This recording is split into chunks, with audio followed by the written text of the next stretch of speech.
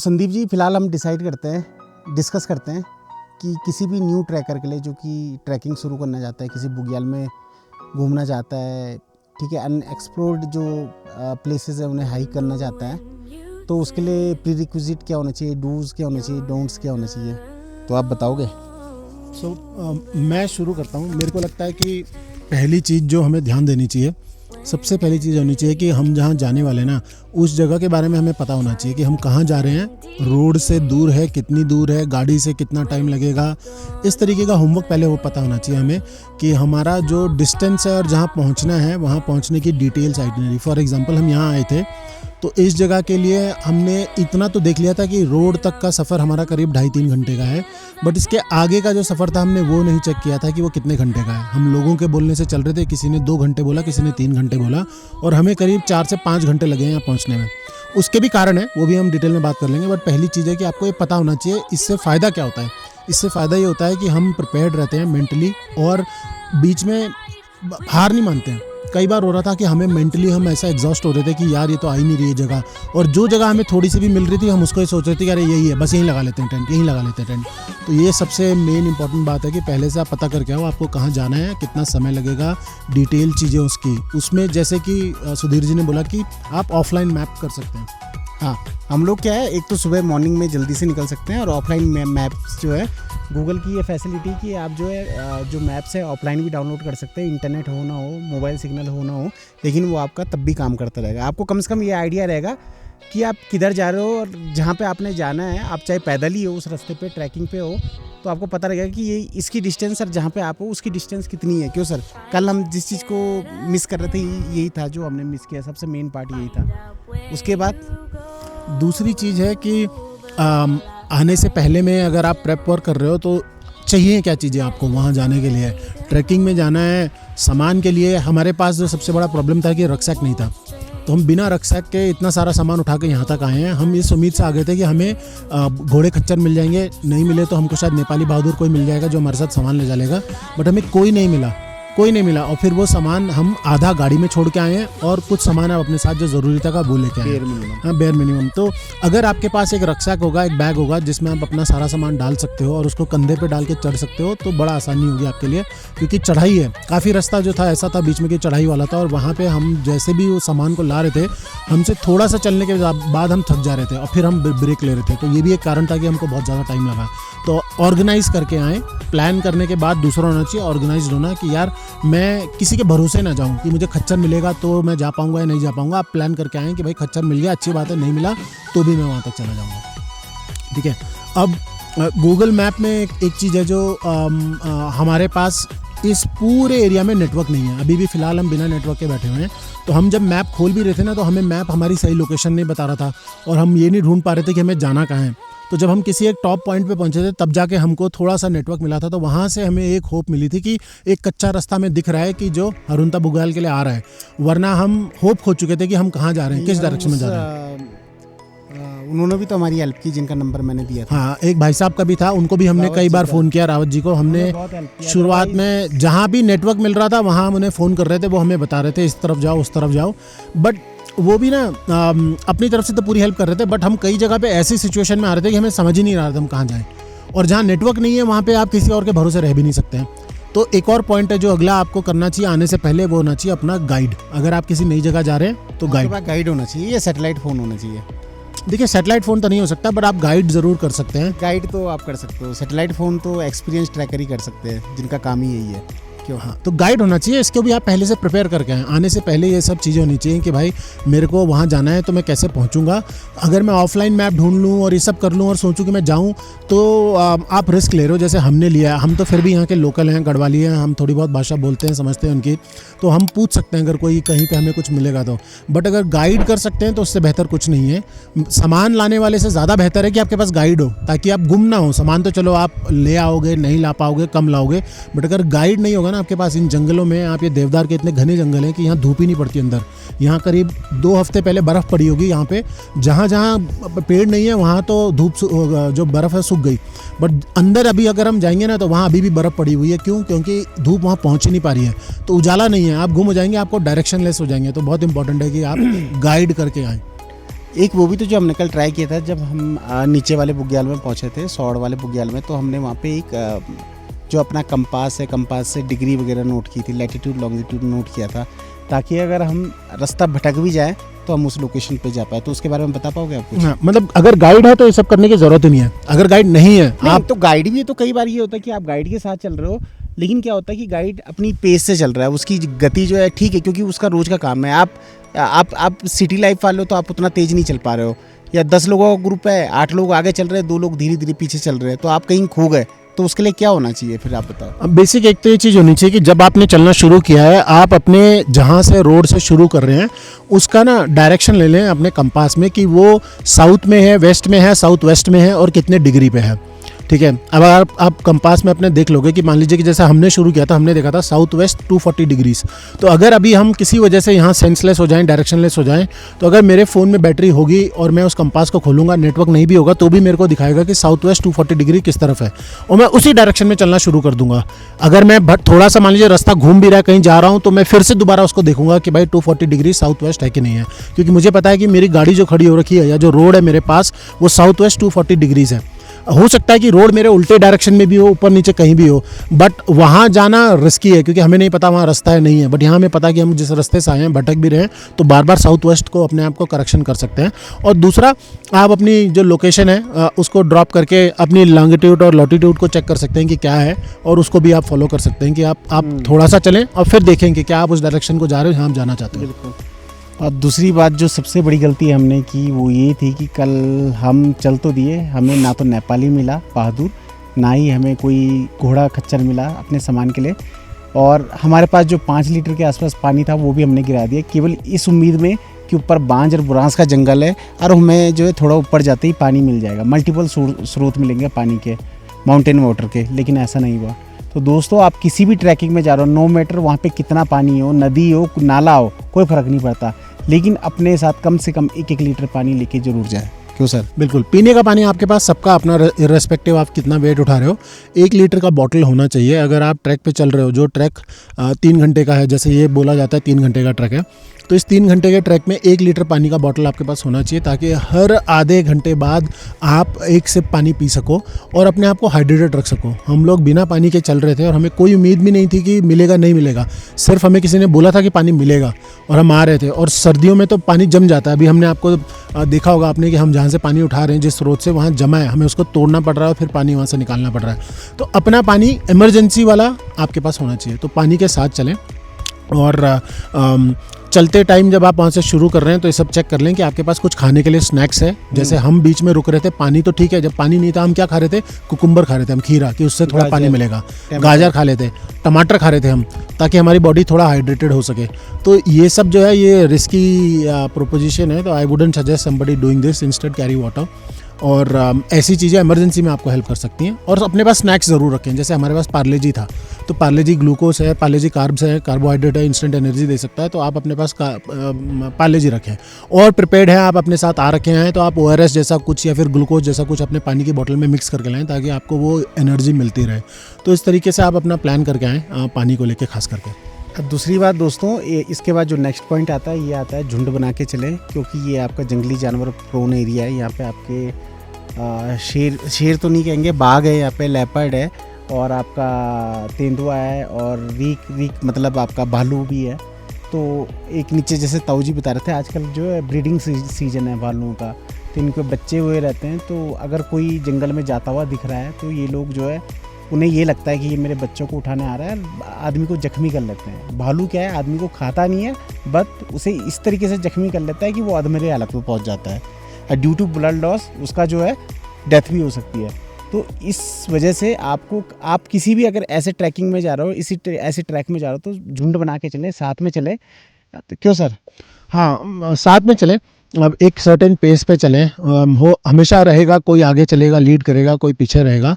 तो ये चीज़ का ध्यान रखें कि जो आगे चल रहा है वो पीछे वाले का वेट करे, और जो पीछे चल रहा है वो अपना पेस पुश कर सके अपने आप को, क्योंकि सबका अपना फिजिकल बॉडी है, स्टेमिना है, एनर्जी है।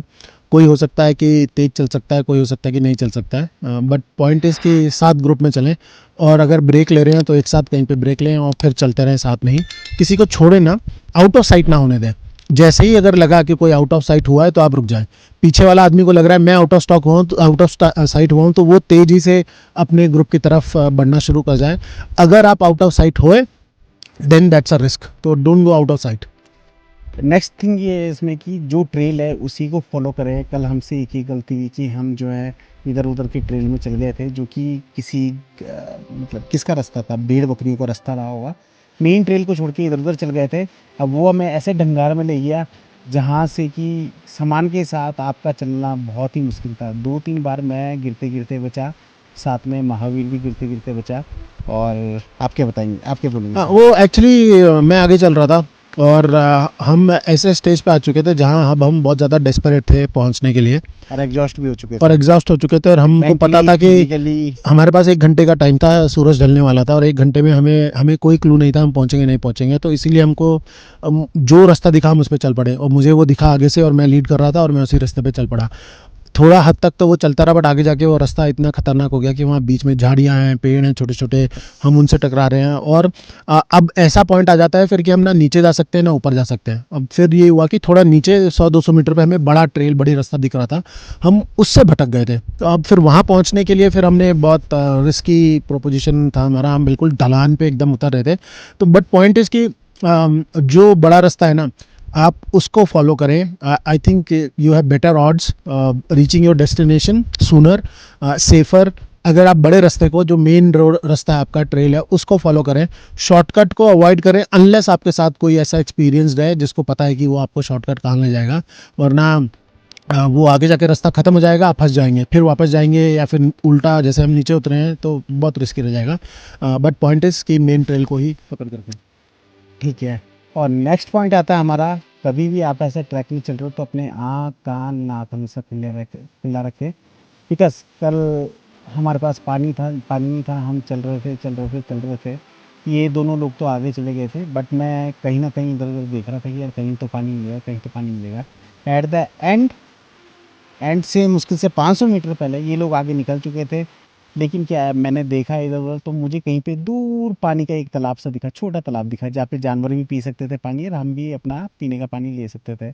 तो मैंने इन लोगों को आवाज़ लगाई, फिर ये लोग पीछे आए, हमने वो ठंडा सा पानी पिया और उसके बाद जो हमें राहत मिली, मज़ा आ गया। उसके बाद हमने 500 मीटर कैसे क्रॉस किए पता भी नहीं चला, फटाफट फटाफट और अपनी डेस्टिनेशन पर पहुँच गए।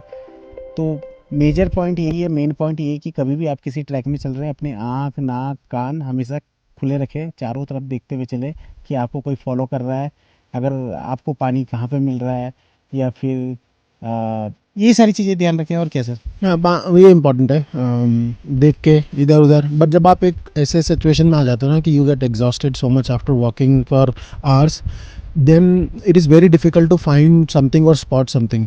बट फिर भी सुधीर ने देख लिया पानी, और हम फिर वो पानी पी पाए, और हमको काफ़ी एनर्जी मिली, और हमारे पास एटलीस्ट ये ऑप्शन था कि हम जहाँ जा रहे हैं अगर वहाँ पानी नहीं मिलता है तो हम वापस यहाँ पे आके इमरजेंसी के लिए पानी ले सकते हैं। तो वो एक हेल्पफुल चीज़ थी। एक और चीज़ जो हमने शायद कवर करनी चाहिए थी वो थी कि ऐसे ट्रैक में ना ट्रैकिंग शूज़ पहन के आए। जो हमारे साथ महावीर आ रखे हैं उनके जो शूज़ हैं वो बिल्कुल ट्रैक लाइक नहीं, इनफैक्ट वो सैंडल टाइप है।